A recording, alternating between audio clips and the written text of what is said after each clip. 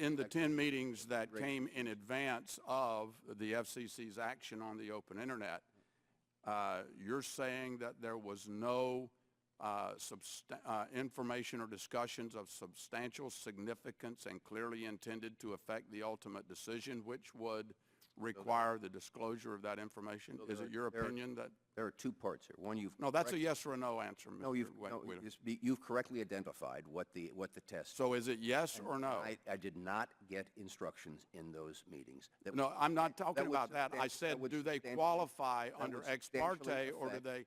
How do they qualify for both? I'm asking you a question, Mr. Wheeler. And there is an exemption. Mr. Wheeler, for both. I'm claiming my time. And how do they qualify under both?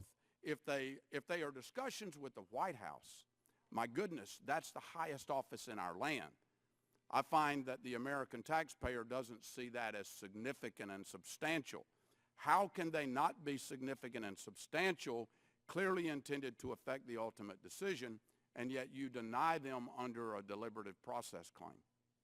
Well, there's multiple parts to that. You asked how.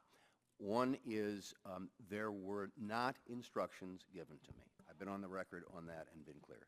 Second is that that's not the basic. That's not the determination. I'm about to. The determination issue also is that specifically interactions with Congress and the White House are excluded from ex parte and have been since 1991.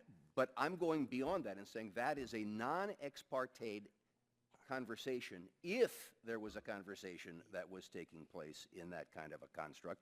And two, that I'll even go under what basis? I got no instructions. Under what basis? I mean, you can't just make that up. The law says what is required to be revealed and what is not to be revealed. And a deliberative process privilege applies when you can show a direct part of the deliberative process and that it makes recommendations or expresses opinion in legal or policy matters rather than substantial significance and clearly intended to affect the ultimate decision. I'm quoting the law. So, I'm disagreeing with you, Mr. Chairman, and I think it's irresponsible that you're withholding information that rightfully should be openly disclosed to this committee and to the American people. And Mr. Chairman, I've exhausted my time.